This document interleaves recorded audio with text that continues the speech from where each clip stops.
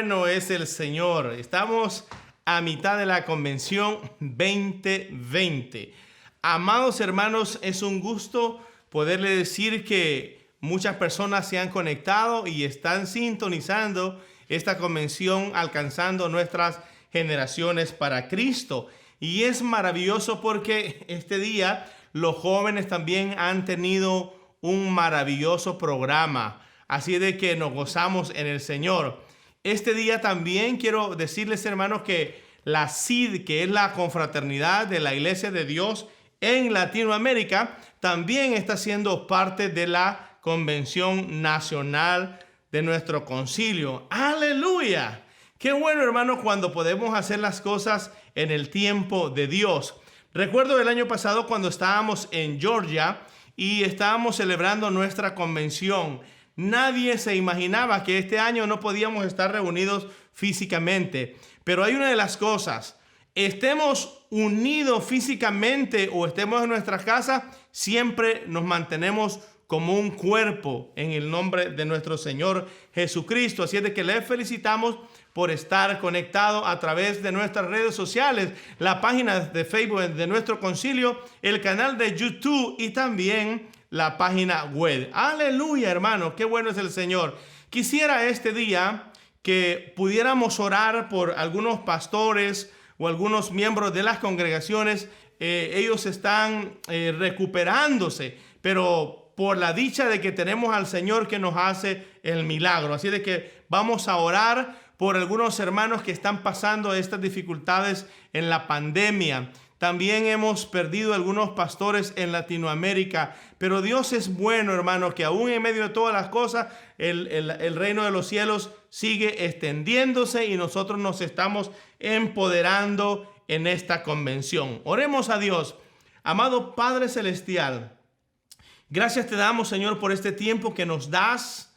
Padre, muchas gracias, Señor, por cada uno de los predicadores, por cada uno, Señor amado, de los ministerios de alabanza que te estamos alabando y glorificando. Gracias por todos los pastores, por todos los líderes y también, Señor, muchas gracias por las congregaciones a nivel nacional de los Estados Unidos, Puerto Rico, República Dominicana, México, Centroamérica, Suramérica, España, Señor, Canadá, todos esos lugares donde llega tu palabra, Señor. Ahí bendecimos a cada uno de tus hijos, Señor, y también declaramos sanidad. Padre Celestial, declaramos sanidad. Tu palabra dice que por tus llagas hemos sido nosotros curados. Así es de que desde ya, Señor amado, clamamos en base a esa palabra tuya. Padre Celestial, eres nuestro médico por excelencia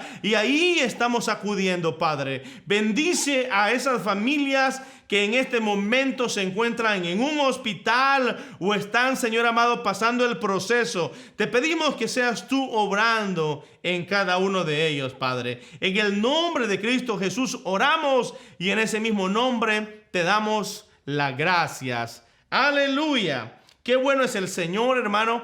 En esta semana que tenemos la convención 2020, queremos anunciarle también a todos los pastores y delegados de nuestro Concilio Nacional que la Convención Nacional, la Asamblea General de Pastores será este sábado 25 a las 4 p.m. hora del este. Ya la mayoría, todos están inscritos y también se les ha mandado el enlace para que puedan estar en la convención. Si hubiera un pastor del concilio o un delegado que todavía tiene alguna interrogante, puede comunicarse conmigo. Muy bien, hermanos, sin más preámbulo, después de un programa maravilloso, estará predicando la palabra del Señor desde San Antonio, Texas, nuestro amado pastor Daniel Flores, y él desarrollará el tema principales obstáculos del crecimiento de la iglesia. Así es de que quedémonos en este programa de la convención.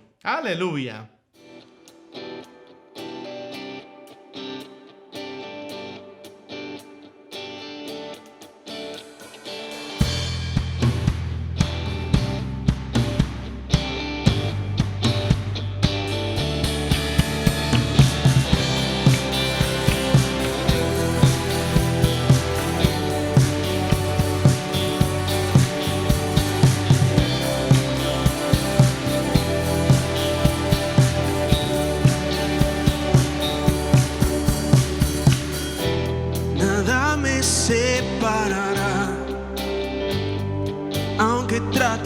escapar, tu amor nunca falla.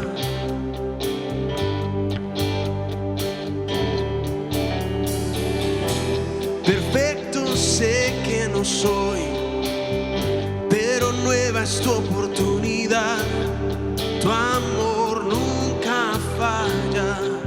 Oh no, oh no. Tú permaneces por siempre, tu amor nunca falla, aunque en la noche hay dolor, gozo viene en la mañana, y en la tempestad ya no tengo que temer, porque yo sé que me amas y tu amor nunca falla. Oh no, tu amor nunca falla. Tu amor nunca falla. Nada me separará, nada me separará, aunque trate de escapar, tu amor nunca falla.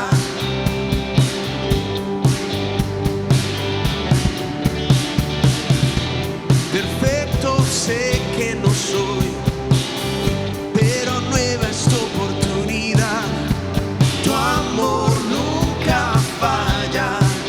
Oh no, oh no.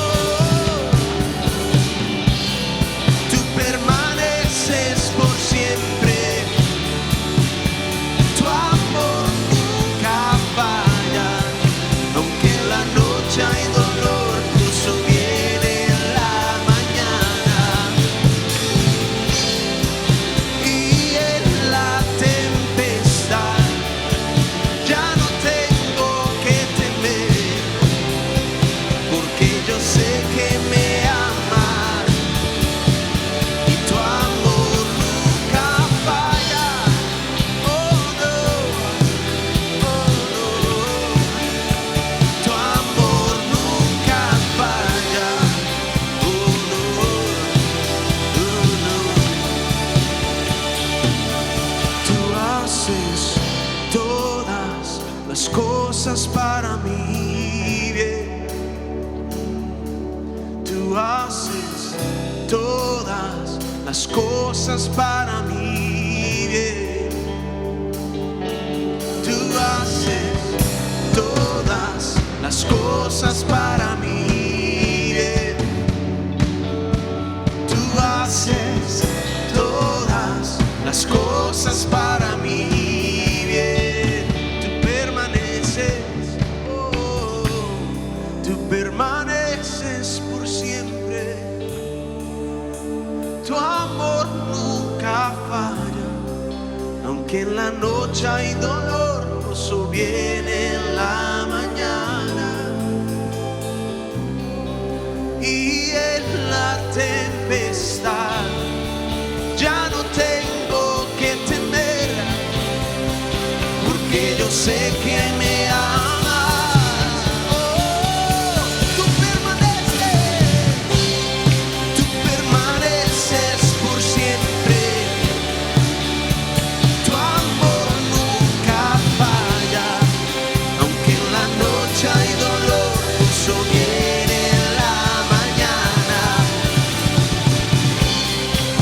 y en la tempestad ya no tengo que temer.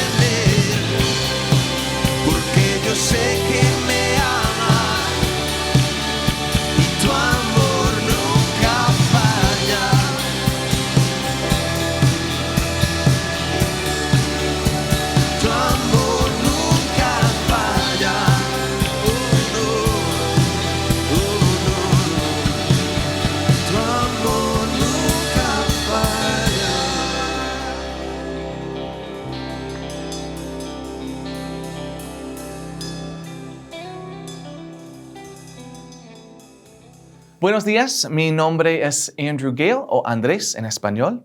Yo soy el director de Global Strategy, Estrategia Global.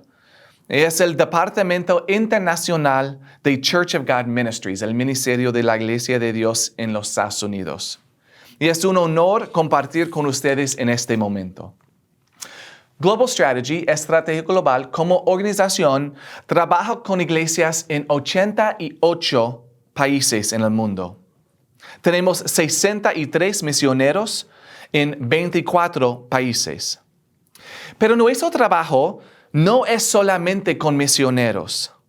Nuestra meta como organización es caminar con las iglesias de Dios en el mundo, ayudando a las iglesias a tener liderazgo local, estar conectado regionalmente y trabajar en misión.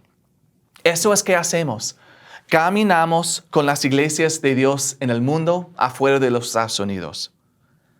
Queremos ayudar a las iglesias en el mundo a transformar sus comunidades, dando vida por medio de la esperanza de Cristo. Yo he tenido la oportunidad de ver la iglesia de Dios en el mundo. Yo he escuchado a predicadores en África, Asia, Europa, América Latina, el Caribe y también en iglesias hispanohablantes en los Estados Unidos. Y en cada lugar yo he visto el movimiento del Espíritu. Yo he experimentado el poder en el nombre de Jesucristo y yo he encontrado una fe real. La iglesia de Dios es grande en el mundo y también en América Latina. Tenemos líderes fieles como el liderazgo de la CID. CID es la Confraternidad Interamericana de la Iglesia de Dios. Los líderes de CID, como Víctor Quispe de Bolivia, Alberto Martínez de Chile y Esteban Zapata de Honduras, están guiando la estrategia de las iglesias de Dios en América Latina. Posiblemente ustedes saben que hay una iglesia nueva en la iglesia de Dios en El Salvador.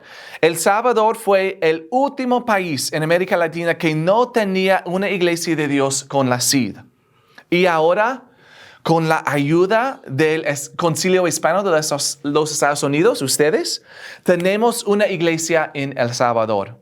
Gracias por su apoyo en esta obra. Gloria a Dios. Todavía hay obra a hacer.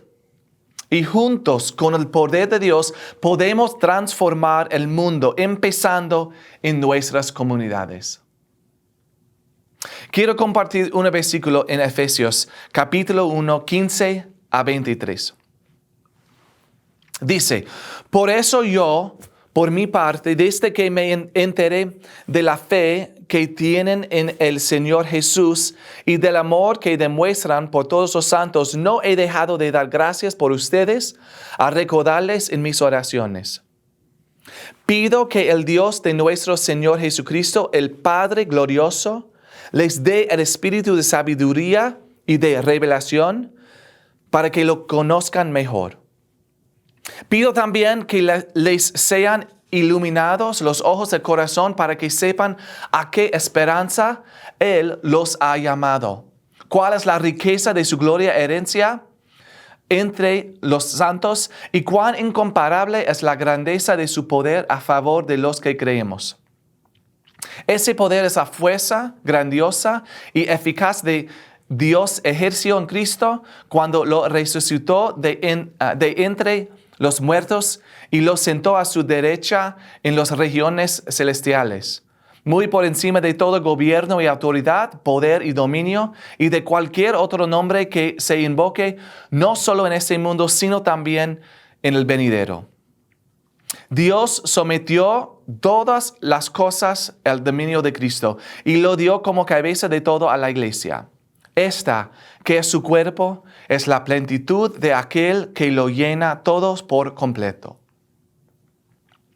Mi oración para las iglesias de Dios hispanohablantes, las que son parte del Concilio Hispano, es eso. Pido que Dios de nuestro Señor Jesucristo, el Padre glorioso, les dé el espíritu de sabiduría y de revelación para que lo conozcan mejor. Gracias por su trabajo para la causa de Cristo. Y si podemos conectarnos mejor, por favor, mándame un correo y podemos hablar más. Estoy seguro que Dios está moviendo en medio de ti. Estoy seguro que en sus iglesias Jesucristo es el centro. Y estoy seguro de que el Espíritu Santo está guiándoles. Que Dios les dé a ustedes su compasión para el mundo que no lo conoce a Él. Dios les bendiga.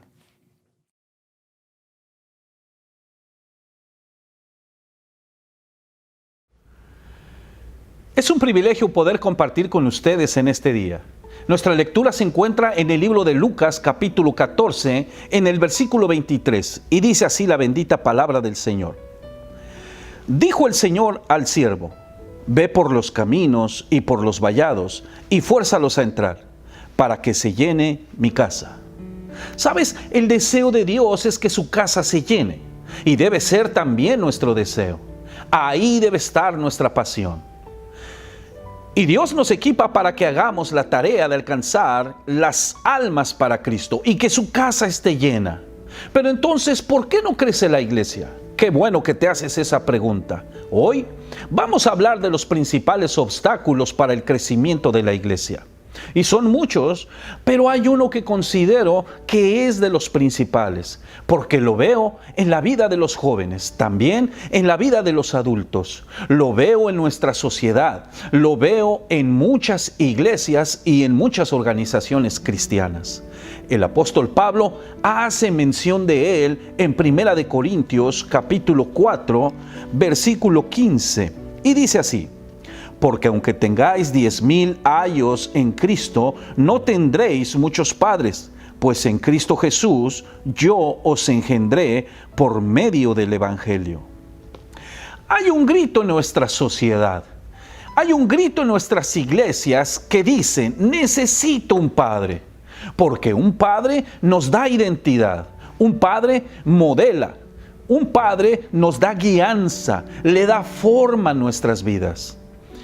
Se cuenta una historia al norte de África donde había muchos cazadores furtivos que estaban atacando a los elefantes, y los guardabosques querían llevarlos a un lugar seguro, a un refugio, a una área protegida para ellos. Pero se dieron cuenta que sería una tarea muy difícil y complicada, porque los elefantes adultos eran demasiado grandes y se incrementaría no solamente en costos, sino también los esfuerzos para poder llevarlos. Así que tomaron la decisión de llevarse elefantes pequeños para que pudieran facilitarse más las cosas. Por un par de años todo estuvo bien. Ellos encontraron la forma para poder proteger a estos animales de los cazadores furtivos. Hasta que de pronto comenzaron a aparecer cuerpos de rinocerontes, hipopótamos, gacelas, hasta de leones asesinados. Y tenían huellas de colmillos de elefantes. Todo indicaba que los elefantes estaban comenzando a comportarse de una forma muy agresiva. Los guardabosques buscaron ayuda en diferentes universidades, tratando de encontrar la solución al comportamiento de estos elefantes jóvenes y agresivos. Y la recomendación fue que les llevaran a sus padres, que esos elefantes adolescentes deberían estar acompañados por sus padres. Al ser llevados estos elefantes adultos, rápidamente los guardabosques vieron un cambio drástico en el comportamiento de estos elefantes. Ellos pudieron ser testigos de cómo los elefantes adultos comenzaron a disciplinar a los más jóvenes y a mostrarles cómo deberían de comportarse. Los guardabosques quedaron muy sorprendidos al darse cuenta que a este grupo de elefantes adolescentes les estaba haciendo falta la figura paterna. Porque una figura paterna da identidad. Una figura paterna modela, nos da forma, instruye. Hoy en día tú y yo podemos ver en las diferentes protestas, tú y yo podemos ver en la sociedad, podemos ver a través de la televisión la falta de la figura paterna. La falta de un padre para que instruya, para que modele. Y sabes, en la iglesia podemos verlo también. La falta de padres espirituales. Hombres de Dios que puedan modelar, que corrijan, que inspiren. Hombres que estén a un lado de otros para poder motivarlos, para poder ayudarles a seguir adelante. Si tú y yo queremos ver el crecimiento de nuestras iglesias, es necesario empoderar a hombres y mujeres que muestren el amor de nuestro Padre Celestial para animar y fortalecer nuestras congregaciones. Porque la iglesia puede crecer en números, pero si la gente en ella no madura, los números en realidad no importan.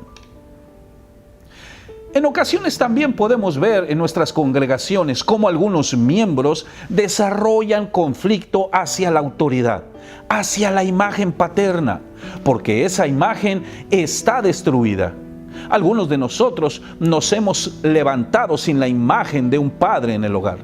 Y muchas veces, por eso, dentro de la iglesia encontramos la actitud de algunas personas que combaten a sus padres espirituales, que se rebelan hacia ellos, y hay algunos otros que cometen un grave error: el de ver a sus padres como simples instructores. Esto trae unas consecuencias en el futuro muy grandes. El apóstol Pablo les llama ayos. Si las personas ven a sus padres como maestros solamente, no reciben el aporte paternal que necesitan. Es decir, el ADN, la identidad. Si tú aceptas solamente una parte, tu bendición estará incompleta. Por ejemplo, Dios aquí en San Antonio, Texas, me ha llamado para ser padre de algunas personas. Pero solo me permiten relacionarme con ellos como instructor, como un coach, como un consejero. Porque eso es lo que ellos le permiten al padre espiritual de la congregación ser en sus vidas. Y ha habido personas que me han dicho: usted es mi pastor. Y yo necesito en ese momento recordarles la definición de Jesús en cuanto a esta relación. Él dijo: mis ovejas oyen mi voz, y yo las conozco y me siguen. Pero amado, si no te conocen, si no oyen tu voz y tampoco te siguen, entonces, ¿qué son? La diferencia entre aceptar a un padre y aceptar a un instructor es que al aceptar a un instructor implica aceptar las lecciones que te da sobre la palabra que te está compartiendo. Pero aceptar a un padre implica aceptar a alguien de tal forma que lo mejor de su ministerio, que lo mejor de su experiencia vendrán a ti. La Escritura nos dice en Mateo 10, verso 41, el que recibe un profeta, por cuanto es profeta, recompensa de profeta recibirá. Entonces el que recibe a un padre, en un futuro, recompensa de padre podrá tener. Por eso, el día de hoy, hay demasiados cristianos que son muy solitarios, porque no han recibido a un padre espiritual en sus vidas y no han aprendido a ser padres, porque les ha faltado ese ejemplo, les ha faltado esa enseñanza, ese ADN, porque no han recibido en su corazón y con su actitud a un padre espiritual. Y sí han leído la Escritura, y sí han aprendido versículos de memoria, y sí han sido fieles en sus ofrendas, en sus diezmos, en la iglesia donde se congregan, pero han carecido del ejemplo de un padre. Y no lo han aprendido porque no lo han visto y no lo pueden imitar. Hoy en día se puede recibir a un hombre de Dios como maestro. Se le puede recibir también como pastor. Se le puede recibir como profeta, como evangelista. Pero déjame decirte una cosa. También es posible que tú puedas abrirle tu corazón y recibirlo como un padre espiritual. Hoy nuestra sociedad está necesitada de padres. Padres que modelen, que inspiren. Padres que amen a sus hijos espirituales. Tenemos personas que aportan mucho a nuestra vida. Tenemos maestros, tenemos instructores o coaches. Y hay muchos hoy en día.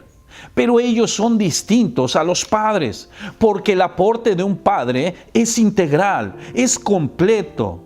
Un padre te da un paquete completo que va más allá de una buena enseñanza.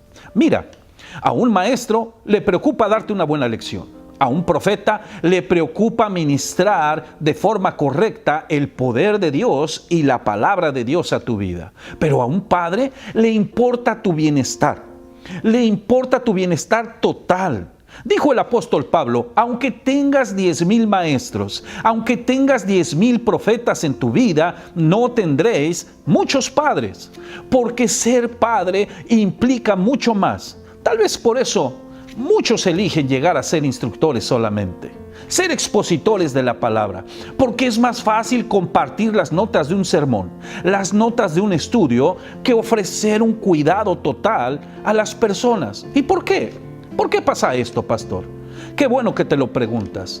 Porque las personas pueden llegar a ser tan difíciles y tan mal agradecidas que solamente el corazón de un padre puede tolerarlo. Solamente el amor de un padre podrá estar con ellos a largo plazo. ¿Has conocido personas amables, atentas, bellas, que tienen unos hijos muy difíciles, que son tan diferentes a sus padres?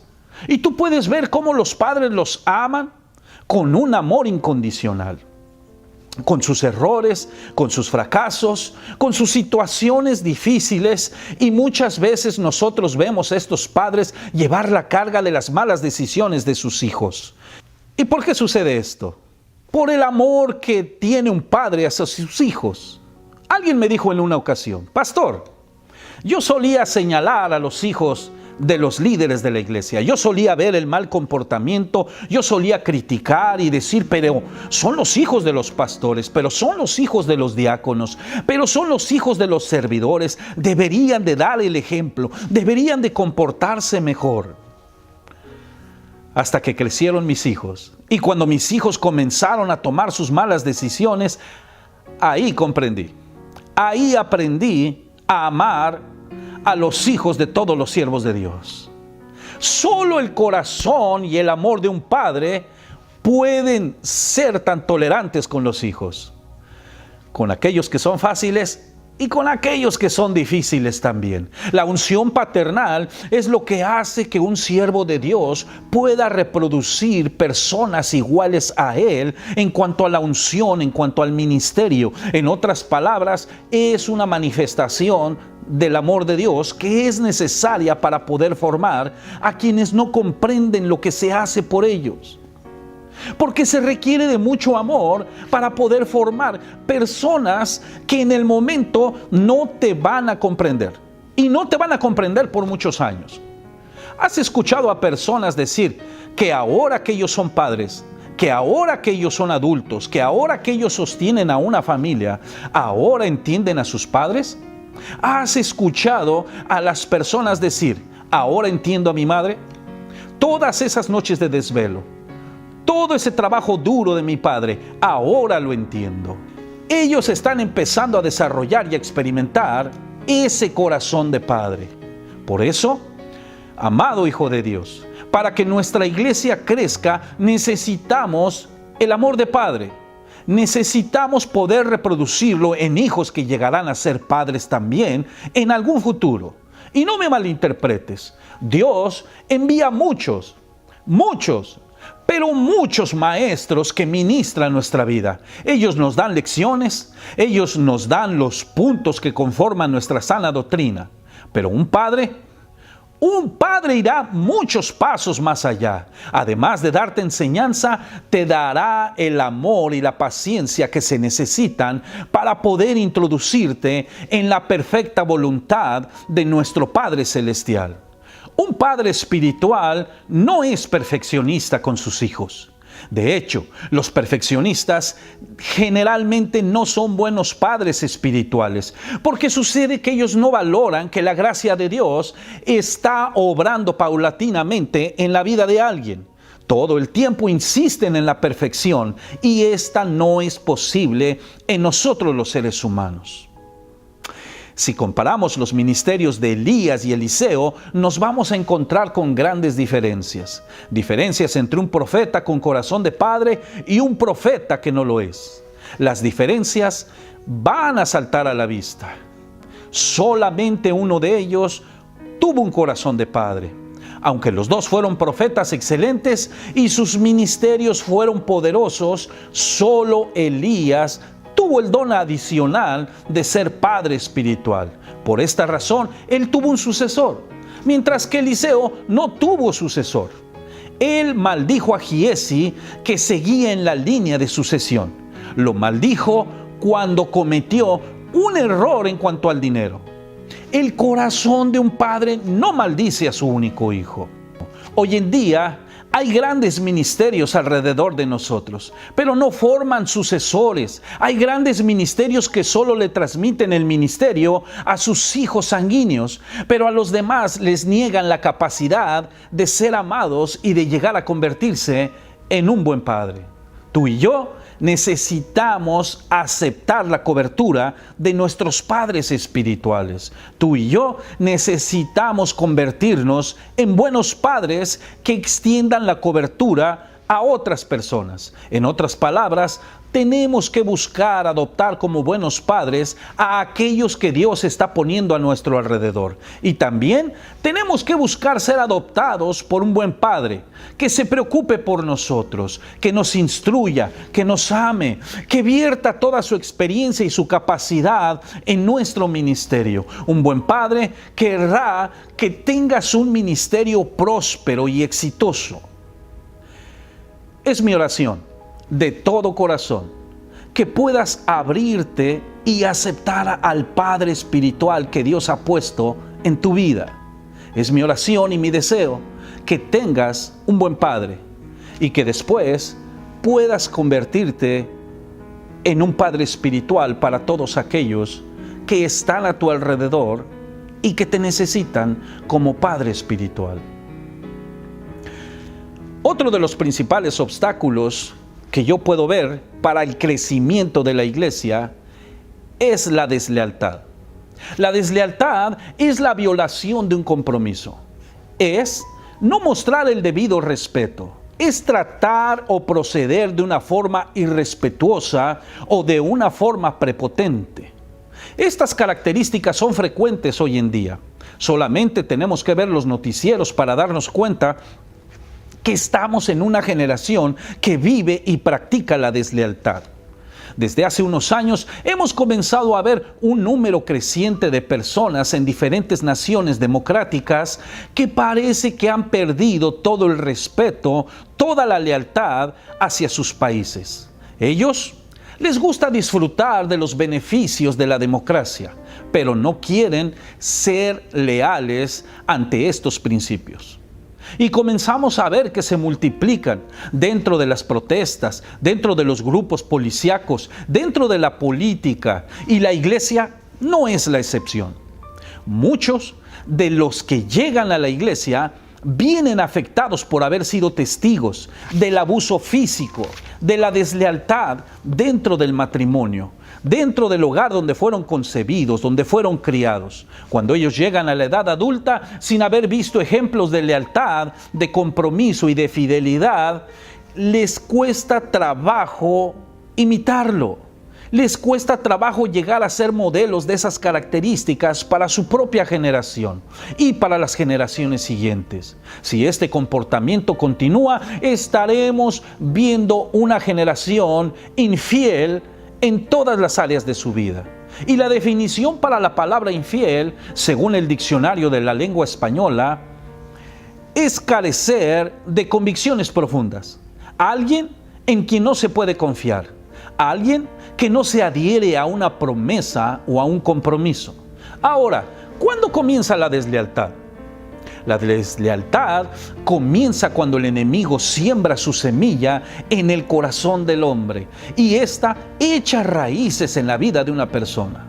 Hay un ejemplo muy claro en la Escritura y este se encuentra en 2 de Samuel capítulo 13 y es la vida de Absalón, el hijo del rey David. Absalón tenía una hermana llamada Tamar y muchos hermanastros de los matrimonios de su padre, el rey David. Todos ellos vivían en el palacio real. En una ocasión, uno de los hermanastros llamado Amnón tuvo un deseo de estar con su hermana Tamar y conspiró con uno de sus primos, otra persona igual de descarriada que él, para traer a Tamar a su habitación. El plan funcionó y Amnón agredió sexualmente y humilló a su hermanastra.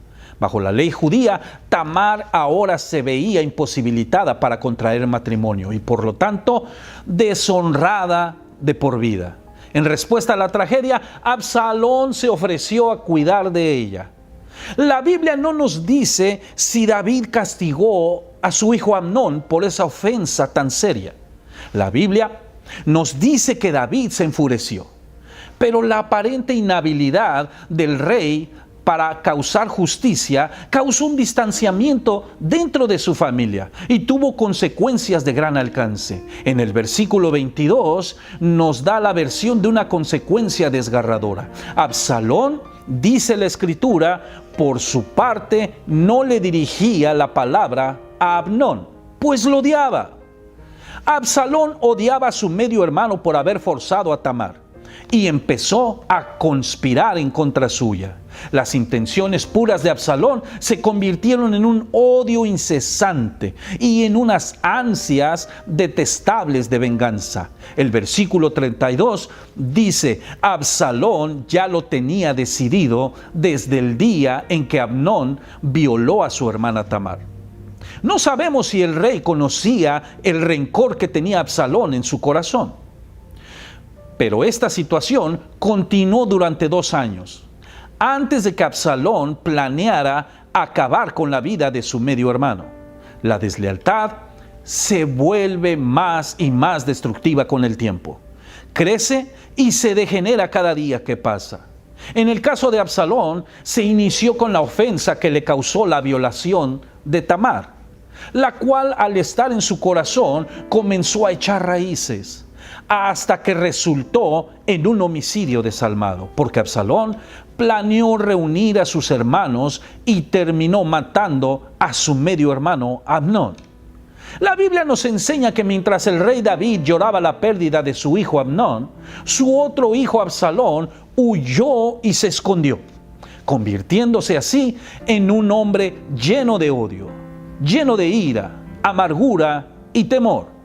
En un principio Absalón solo quería que se hiciera justicia, y como esto no ocurrió, él tomó la justicia por su propia mano. Y ahí fue cuando comenzaron los problemas. Absalón pasó de ser un hermano protector a un miembro fugitivo de la familia real, imposibilitado ahora para vivir en su propio país. Todo porque permitió que la deslealtad quedara en su corazón y creciera, justificándola con el deseo de que se le hiciera justicia a su hermana. Y podemos ver al rey David que, aunque echó de menos a su hijo Absalón, no hizo ningún intento de perdonarlo o de pedirle que regresara a su casa. El corazón de Absalón no solo estaba experimentando odio, ira, amargura y temor, ahora se sentía rechazado, humillado, avergonzado y completamente irrespetado. Y fue solo a través de un astuto engaño maquinado por el comandante en jefe de Israel, Joab, que David tomó finalmente la decisión de que su hijo pudiera regresar a casa. Y esto se interpreta como un castigo tardío de parte de David. Después de 2 años, anunció la condición para el regreso de Absalón, que nunca hablaría de nuevo con él. Ahora Absalón se había convertido en una persona desterrada en su propio país. ¿Te puedes imaginar cómo se habría sentido este joven? Él toleró este tratamiento por 2 años. Y después le pidió a Joab, quien había orquestado su regreso, que organizara un encuentro con su padre. Le solicitó 2 veces a Joab ese encuentro sin tener la respuesta favorable. Y después Absalón, con frustración total, le prendió fuego a los cultivos del general para obligarlo a reaccionar. El resultado final fue que David estuvo de acuerdo en encontrarse con su hijo, ya que no lo había visto por más de 4 años. Y aun cuando esto podía parecer un gran adelanto en su restablecimiento de las relaciones, Absalón tomó esto como una oportunidad para comenzar a desarrollar su nuevo papel de opositor. La reunión con su padre no los acercó más. Absalón comenzó a elaborar el plan de traición en contra de su padre. Él tenía una pasión nueva: apoderarse del trono. Y de una forma aparentemente inocente, comenzó a ganarse el corazón de la gente. Entonces comenzó a formar un ejército y durante 4 años, de forma secreta, estuvo formando un ejército. Cuando lo tuvo listo, llegó de una forma militar a atacar a su padre. Pasaron casi 10 años desde que su hermana había sido deshonrada. 10 largos años durante los cuales su actitud iba empeorando poco a poco. En esta ocasión entra como cabeza de su ejército y se autoproclama rey. El espíritu de deslealtad creció en Absalón hasta que lo consumió y se convirtió en una persona tan orgullosa y tan malvada que la Escritura nos dice en el capítulo 17 del verso 1 al 4 que él estuvo de acuerdo con el homicidio de su propio padre, del rey David.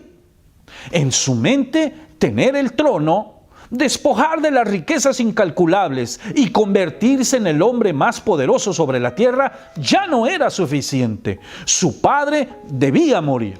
Ese fue el extremo al que llegó la deslealtad de Absalón, y es el extremo al que puede llegar la deslealtad de cualquier persona que no se ocupe de ese sentimiento en su corazón de forma rápida. Por eso tú y yo necesitamos examinar nuestro corazón, y cada situación pequeña o grande involucra actitudes correctas o incorrectas. Ese fue el problema de Absalón. Años de ira, ansias de venganza, lo motivaron a rebelarse en contra de su padre.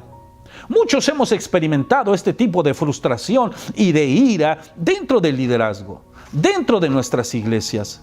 Algunos líderes, cuando trabajan con personas de todas las posiciones y condiciones sociales, se olvidan de cómo respondería Jesús en las situaciones difíciles.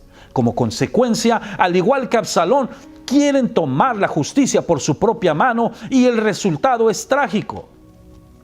Si tú y yo analizamos la vida de Absalón, vemos a un hombre solitario, un hombre que no contaba con nadie que lo aconsejaba, no tenía un padre espiritual, no tenía a alguien que le diera dirección, no había nadie que él le permitiera que pudiera corregir su actitud, su forma de pensar, que le ayudara a transformar su corazón y sus actitudes con respecto hacia su propio padre. Yo creo que Absalón estuvo tan frustrado al ver que no se hacía justicia que él decidió tomar las riendas del liderazgo para aplicarla. Pero esto por lo general resulta un desastre peor. Ahora, Absalón no siempre fue un hombre irracional y lógico. Él fue un joven estupendo. Era un joven que era amado por su padre, era admirado por la gente a su alrededor, era aceptado por la sociedad, por las personas que lo conocían. Sin embargo, cuando él vio que la justicia no era abordada como debería de ser, decidió tomar las cosas por su propia mano y a la larga perdió todo. Muchas veces las personas se centran en asuntos que no valen la pena y al final pierden las cosas que son verdaderamente importantes en su vida. Tú y yo debemos examinar nuestro corazón y sacar toda deslealtad que pueda tratar de anidarse en nosotros.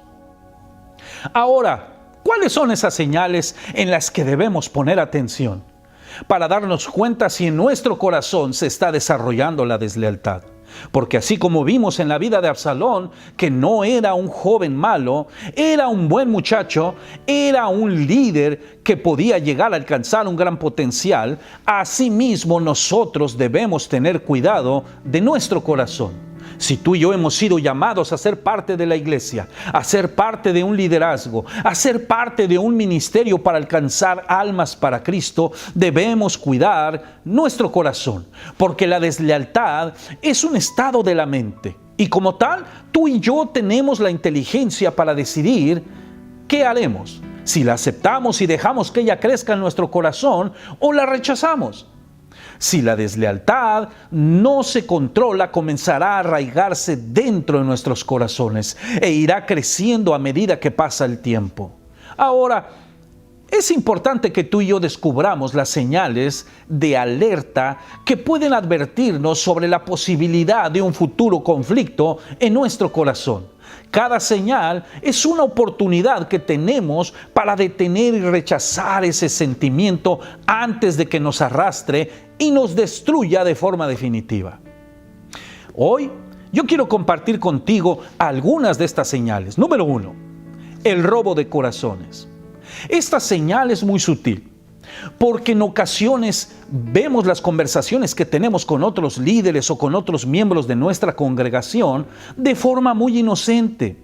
Cuando se empieza a desprestigiar el liderazgo, cuando se empieza a hablar de la visión de la iglesia y nosotros comenzamos a darle valor a la crítica de las personas. Le damos valor a aquellos que bajan los brazos y deciden dejar de apoyar, dejar de servir, dejar de ministrar dentro de la congregación. Ahí es cuando los líderes, en ocasiones sin darse cuenta, están participando en el robo de corazones. Absalón, en 2 de Samuel capítulo 15 verso 2, muestra cómo él estuvo en una situación en la que le resultó fácil volver los corazones de la gente en contra de su padre el rey. En la cultura judía era muy común que los asuntos legales fueran abordados por los líderes de la ciudad, en las puertas principales. Sin embargo, el rey David estaba tan ocupado en otras actividades que Absalón tomó su lugar. Y Absalón usó su autoridad para empezar a difundir la deslealtad y para decir públicamente cosas en contra de su padre. Y así poco a poco fue creando un poderío a espaldas de su padre, contando con el apoyo de aquellas personas que no estaban contentas con la actitud que tenía el rey David en su momento. La Biblia no nos muestra alguna justificación o excusa para que lleguemos a usurpar la influencia de nuestros líderes. El líder puede estar en un error, puede estar equivocado, pero nada nos autoriza a que nosotros nos robemos el corazón de la gente. Tú y yo podemos percibir esto cuando las personas son más afines con nosotros que con el líder. Yo recuerdo en Carolina del Norte, cuando éramos parte del equipo que ayudaba a nuestros pastores en la iglesia, había muchas personas que eran afines con nosotros. En mi conversación con ellos siempre fue esta: si algún día llega a haber alguna diferencia, ustedes tienen que recordar, él es el líder, él es el pastor.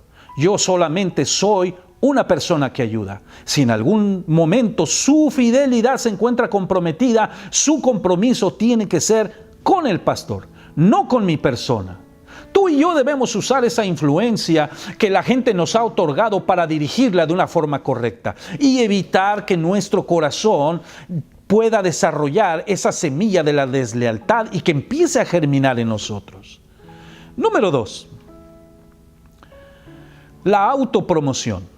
Otra de las señales de alerta de la deslealtad, y la pudimos ver en la historia de Absalón, es promoverse a sí mismo. Vimos que para que Absalón pudiera promoverse a sí mismo, tuvo que practicar la deslealtad hacia su padre. Las personas desleales son motivadas por alguna idea de justicia y saben que para alcanzarla tienen que remover al líder porque se interpone en su camino.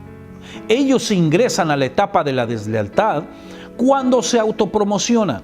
En esta etapa, las personas desean ser el centro de la atención.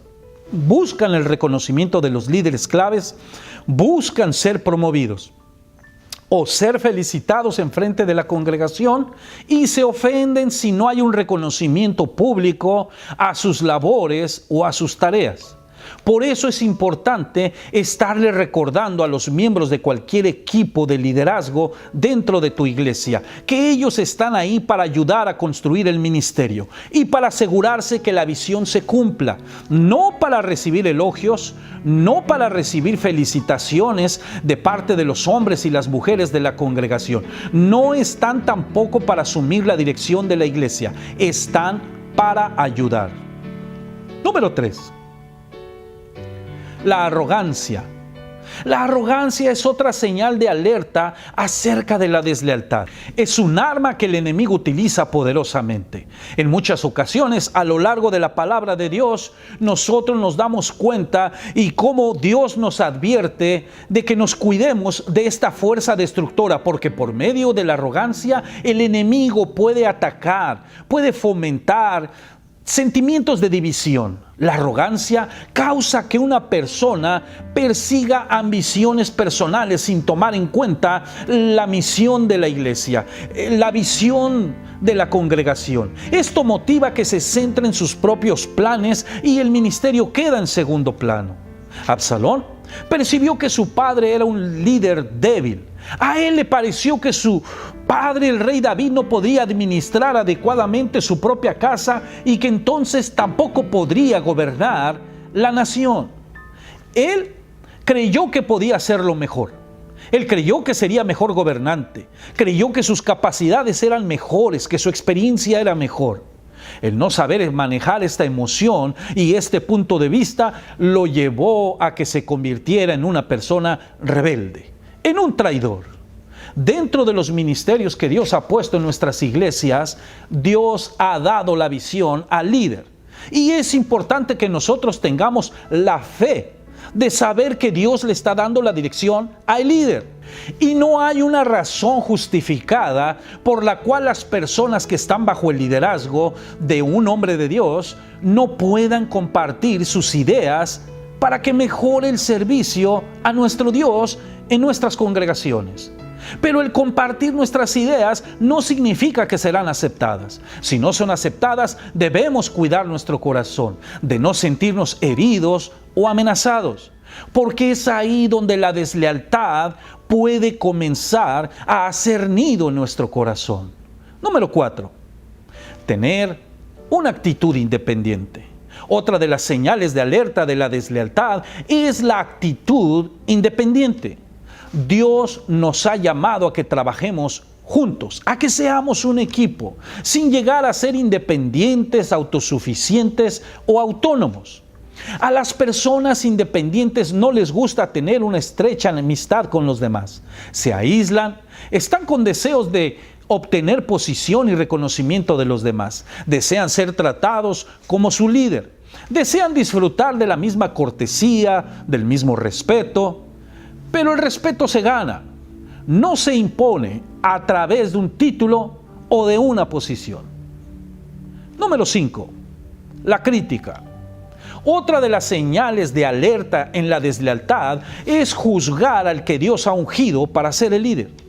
Las personas que son desleales no solamente no logran someterse al liderazgo, sino que lo juzgan y lo critican de una forma destructiva.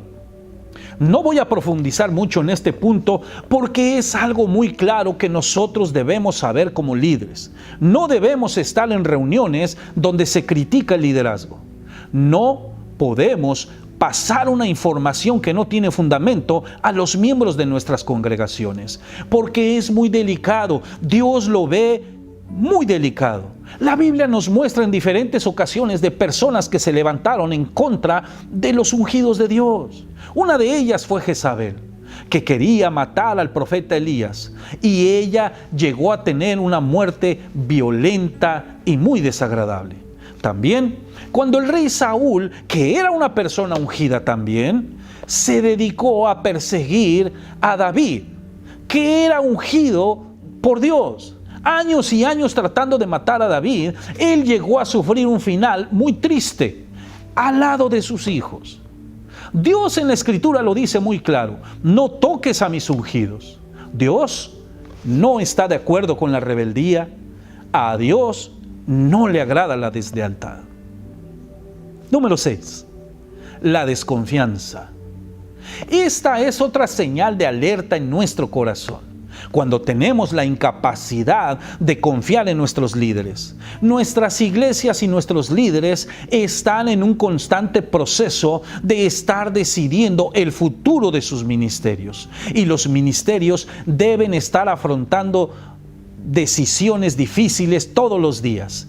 A menudo cuando llegan los cambios drásticos en la iglesia, es común que se muestren los corazones donde hay deslealtad, porque ellos van a aprovechar cualquier momento de debilidad de la congregación, de liderazgo, cualquier error que se comete para buscar amplificarlo, demostrando así la deslealtad que hay en sus corazones.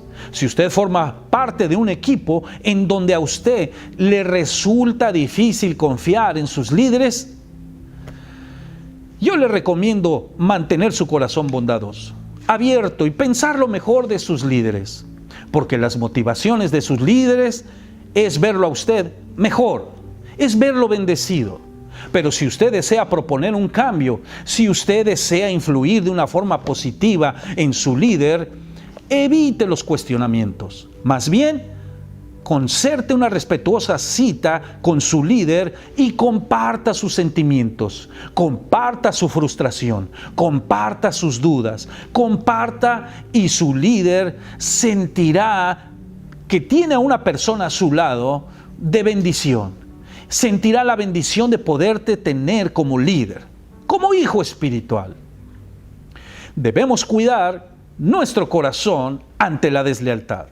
En la Biblia hay muchos ejemplos de las personas que fueron desleales, aún personas que fueron ungidas y amadas por Dios. Por ejemplo, Aarón fue un hombre elegido por Dios para ayudar a Moisés.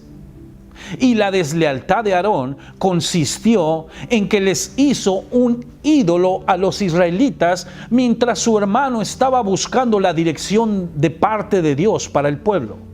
El liderazgo de Sansón también fue un liderazgo destructivo. De hecho, podemos ver que en su liderazgo hubo la muerte de muchos de sus contemporáneos. Muchas de las personas que lo seguían murieron. Provocó la deshonra de sus padres, la deshonra de sus familiares y ridiculizó públicamente a nuestro Dios, al Dios que él servía. La deslealtad hizo que el rey Saúl renunciara a la autoridad que Dios le había dado sobre la nación de Israel. En medio de su inseguridad, pensó que todos, especialmente su yerno David, estaba conspirando contra él. Por la deslealtad, un hombre que estuvo tan cerca de Jesús, un hombre que comía del mismo plato, no tuvo un futuro en las Escrituras, no tuvo una vida de unción. Su vida colapsó, se derrumbó. Judas fue un hombre tan cercano a nuestro Señor Jesucristo que es increíble cuando nos damos cuenta de que no pudo controlar la deslealtad que había en su corazón. Y podemos hablar de muchos casos, de muchos ejemplos que vienen en la Escritura y de lo que sucedió después. Pero, amado, aquí lo importante es que tú y yo debemos cuidarnos de la deslealtad. Yo quiero invitarte a que en este día, cuando termine esta conferencia, tú puedas llamar a tu pastor, tú puedas exteriorizar el sentimiento que tienes a tu pastor. Que puedas decirle: pastor, necesitamos tomarnos un buen cafecito. Quisiera compartir mis emociones con usted. Quisiera compartirle mis sueños, mis planes. Y para aquellos que no están cerca con sus líderes, quiero invitarte a que puedas exteriorizar tu fidelidad, tu amor, tu pasión por Dios a través de tus líderes. Que tú puedas decirle a tu pastor, a tu mentor, a tu líder que se encuentra a un lado de ti: te amo, te respeto y veo un padre espiritual en tu ejemplo. Amados hermanos, no permitan que la falta de un padre espiritual sirva de obstáculo para que podamos seguir creciendo, seguir madurando en Cristo Jesús. No permitamos que la deslealtad se anide en nuestro corazón. Permitamos que el Señor use nuestras vidas y nuestros corazones. Ya lo dijo nuestro Señor: en esto conocerán que son mis discípulos, en que se aman los unos a los otros. Tú y yo podemos hacer el cambio. Tú y yo somos parte del cambio en esta generación. Tú y yo somos el cuerpo de Cristo y hemos sido llamados a transformar esta generación. Únete a tus líderes y verás el crecimiento de tu iglesia, no solo en números, sino también en madurez. Que la paz de Dios, el amor de nuestro Señor Jesucristo y la bendita presencia de su Espíritu Santo sean con todos ustedes, en el precioso nombre de Jesús. Amén. Bendiciones, amados.